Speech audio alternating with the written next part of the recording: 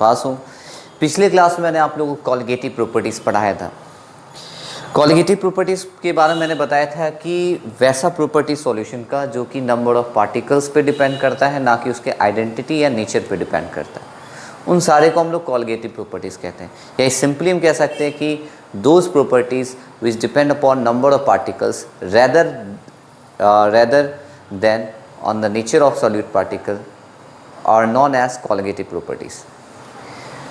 और I taught you कि there are 4 types of colligative properties. colligative properties 4 प्रकार के होते हैं, 4 तरह के होते हैं। पहला होता है आपका relative loading of vapor pressure, दूसरा होता है आपका elevation of boiling point, तीसरा होता है depression of freezing point, और चौथा होता है आपका osmotic pressure. elevation of boiling point, सबसे पहला चीज़ तो हम लोग बॉइलिंग पॉइंट क्या होता है ये समझेंगे। नॉर्मली अगर कह दे what do you mean by boiling point, तो एक सिंपल कहते हैं कि the temperature at which something boils, लेकिन ये डेफिनेशन सही नहीं। बॉइलिंग पॉइंट क्या होता है, कब कोई लिक्विड बॉयल करता है, इसको समझने के लिए हम लोग कहेंगे इसमें इम्पॉर्टेंट रोल होता है इंटरमोलिकुलर फोर्स का, एक्सटर्नल प्रेशर का।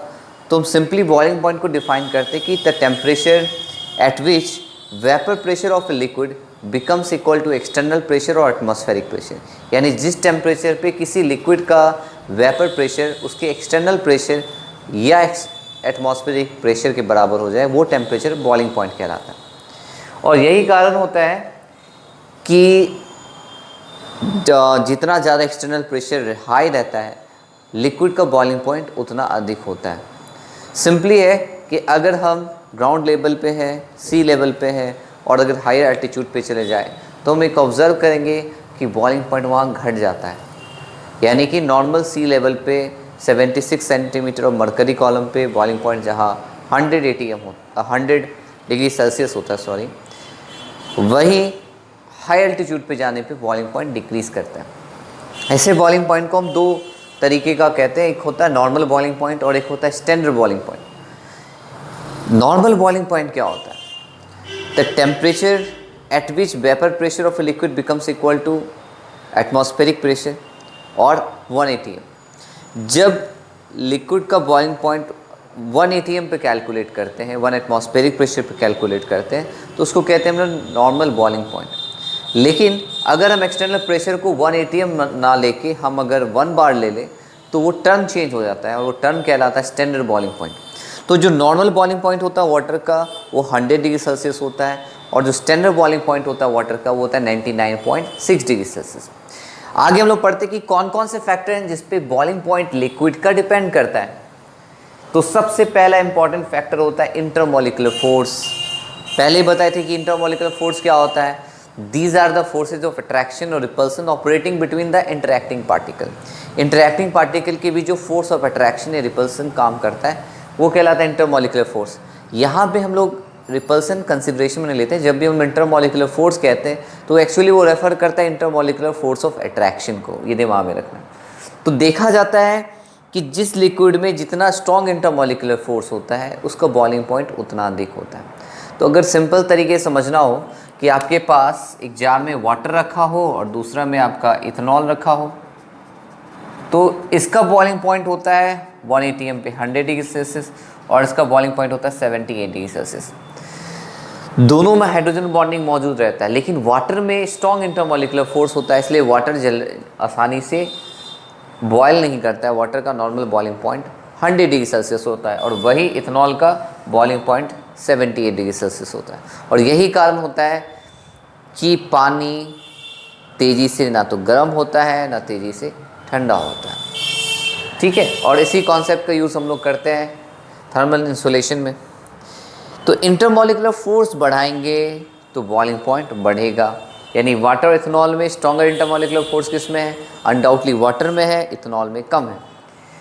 तो इंटरमोलिकुलर फोर्स बढ़ा, बॉइलिंग पॉइंट बढ़ गया। दूसरा इंपॉर्टेंट फैक्टर होता है वेपर प्रेशर, जो कि इनडायरेक्टली इंटरमोलिकुलर फोर्स से रिलेटेड है। मैंने पढ़ाया भी था वेपर प्रेशर के बारे में कि जितना ज़्यादा वेपर प्रेशर होगा उतना कम बॉइलिंग पॉइंट होगा। यानी हम सिंपल कह सकते हैं, if a liquid boils at lower temperature,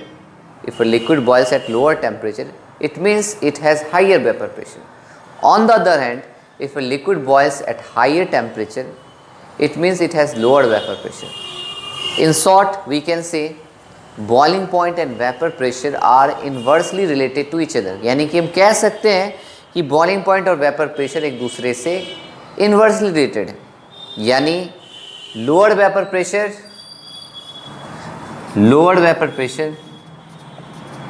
high boiling point और high vapor pressure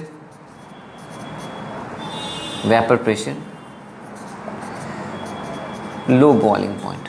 ये दिमाग में रखना है। जैसे कह दे कि लिक्विड ए है 100 डिग्री सेल्सियस पे बॉईल कर रहा है और लिक्विड बी जो है 200 डिग्री सेल्सियस पे बॉईल कर रहा है, किसका वेपर प्रेशर ज़्यादा होगा?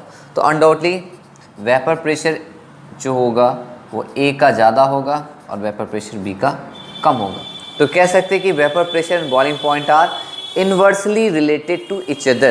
If a liquid boils at higher temperature, it means it has lower vapor pressure. तीसरा सबसे इंपॉर्टेंट फैक्टर हम लोग लेते हैं amount of non volatile solute. आप लोगों को पहले ही बताया था नॉन वोलेटाइल सॉल्यूट किसको कहते हैं। नॉन वोलेटाइल का अर्थ होता है द सॉल्यूट, या सिंपली कह सकते हैं the substance which does not have escaping tendency, जिसमें एस्केप करने की टेंडेंसी नहीं होती। अगर सिंपल तरीके से आप समझो तो अगर वाटर है और NaCl है, उसमें वाटर वोलेटाइल कंपोनेंट है, क्योंकि वाटर को अगर हम हीट करते हैं तो वाटर एस्केप आउट हो जाता है, वाटर जो होता है वो उड़ जाता है, जबकि NaCl नॉन वोलेटाइल है, वो उड़ेगा, एस्केप नहीं करता है। ठीक है, तो अगर आप नॉन वोलेटाइल सॉल्यूट का अमाउंट बढ़ाओगे तो बॉइलिंग पॉइंट बढ़ेगा। तो जितना ज़्यादा नॉन वोलेटाइल सॉल्यूट होगा उतना ज़्यादा बॉइलिंग पॉइंट होगा। यानी अगर वाटर है और वाटर प्लस NaCl है तो किसका बॉइलिंग पॉइंट ज़्यादा होना चाहिए? वाटर या वाटर प्लस NaCl का? अनडाउटली वाटर प्लस NaCl का। ठीक है, इससे नमक का पानी, नमक अगर पानी में मिला हो, वाटर मिला हो तो हायर टेम्परेचर पे बॉयल करता है, जबकि प्योर वाटर जो होता है वो लोअर टेम्परेचर पे बॉयल करता है। इसी से कॉन्सेप्ट भी आया है एलिवेशन ऑफ बॉइलिंग पॉइंट, कि when a non volatile solute is added to a pure solvent it causes increase in the boiling point and this difference of the boiling point is known as elevation of boiling point. यानी कि जब किसी pure solvent में non volatile solute add करते हैं तो उसका boiling point बढ़ता है, और यही जो डिफरेंस होता है बॉइलिंग पॉइंट का उसको हम लोग कहते हैं एलिवेशन ऑफ बॉइलिंग पॉइंट। चौथा फैक्टर होता है बॉइलिंग पॉइंट, जो होता है एक्सटर्नल प्रेशर के प्रोपोर्शनल होता है। यानी अगर हम जितना हाई प्रेशर अप्लाई करें लिक्विड का बॉइलिंग पॉइंट उतना अधिक होता चला जाएगा। यानी कि लोअर एल्टीट्यूड पे बॉइलिंग पॉइंट ज़्यादा होगा, और जैसे जैसे हम ऊपर जाते हैं प्रेशर घटता है, प्रेशर घटेगा तो बॉइलिंग पॉइंट भी कम हो जाएगा। इसलिए हाई एल्टीट्यूड पे खाना पकाना बहुत डिफ़िकल्ट होता है, क्योंकि नॉर्मली जो वाटर 100 डिग्री सेल्सियस पे बॉयल करता है वो हाई एल्टीट्यूड पे जाके 100 से कम यानी 80 to 90 डिग्री सेल्सियस पे बॉयल करता है, तो खाना जो है कच्चा रह जाता है।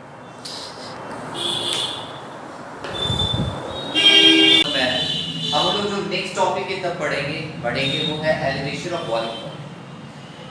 मैंने बताया कि जब भी किसी प्योर सॉल्वेंट में नॉन वोलेटाइल सॉल्यूट ऐड करते हैं it causes decrease in the vapour pressure, और जो वेपर प्रेशर घटता है तो उसके बॉइलिंग पॉइंट पे भी असर पड़ता है। यानी कि जितना कम वेपर प्रेशर होगा सॉल्यूशन का, एलिवेशन ऑफ बॉइलिंग पॉइंट उतना अधिक होगा। अब एलिवेशन क्या होता है?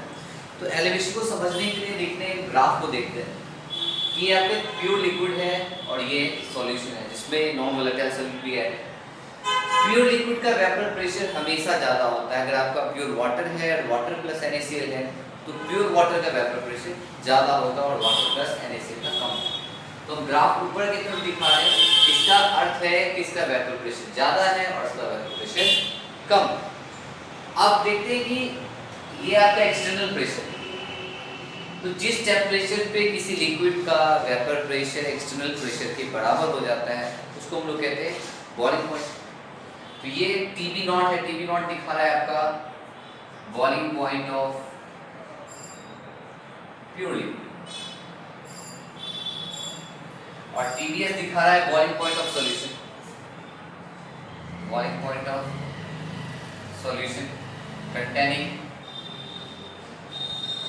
नॉन वोलेटाइल सॉल्यूट, इसमें नॉन वोलेटाइल सॉल्यूट। ठीक है, अब ग्राफ को देखें तो जितना ज्यादा डेल पी हो, ये डिफरेंस ऑफ वेपर प्रेशर, ये डेल पी जो दिखा रहा है वो आपका डिफरेंस ऑफ वेपर प्रेशर, अगर ये जितना ज्यादा होगा एलिवेशन बॉइलिंग पॉइंट को उतना अधिक होगा। देखिए अगर हम ग्राफ एक और ड्रॉ कर दें तो देखिए जितना ज़्यादा होगा उतना ज़्यादा एलिवेट करता है बॉइलिंग पॉइंट, यानी कि डिफरेंस इन वेपर प्रेशर जितना अधिक होगा बॉइलिंग पॉइंट उतना ज़्यादा एलिवेट करता है।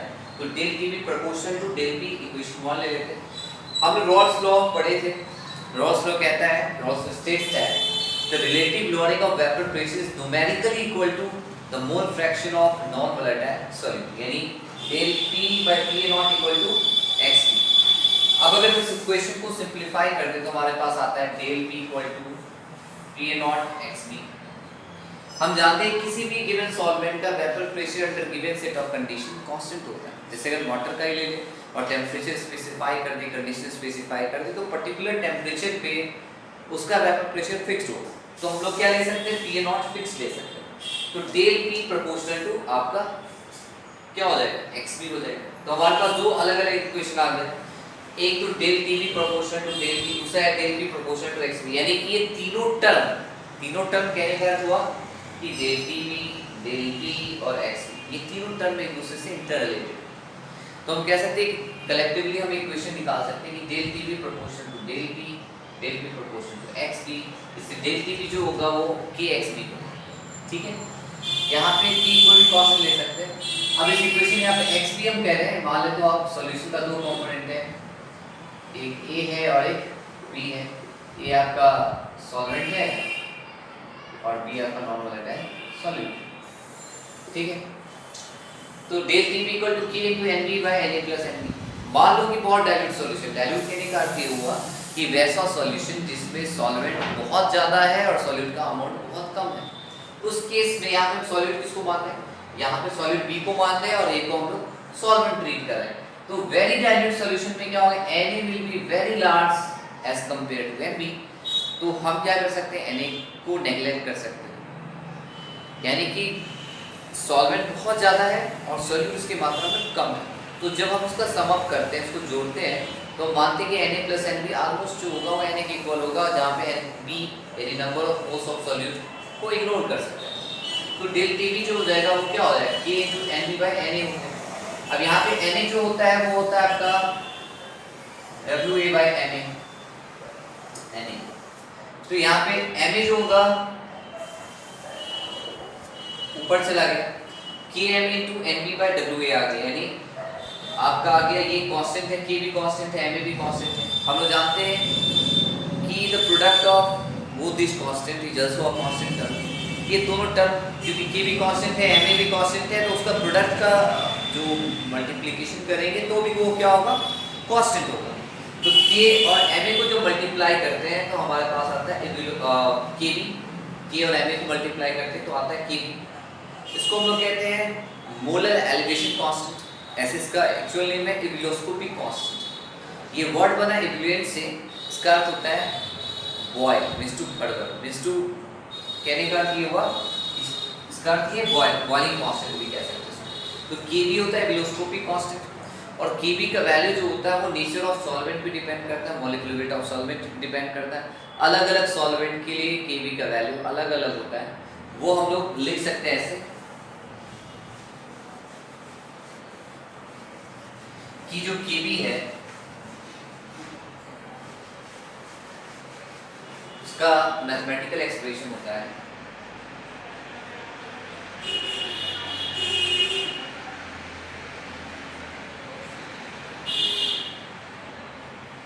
ये मैथमेटिकल एक्सप्रेशन है, क्लॉसियस-क्लैपेरन इक्वेशन से डिराइव किया गया। यहाँ पे Ma जो है मॉलिक्यूलर वेट है ऑफ प्योर सॉल्वेंट, R पता है यूनिवर्सल गैस कांस्टेंट,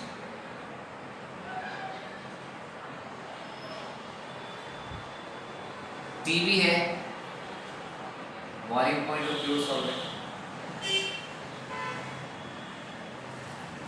Dnsvap है एंथैल्पी ऑफ वेपराइजेशन,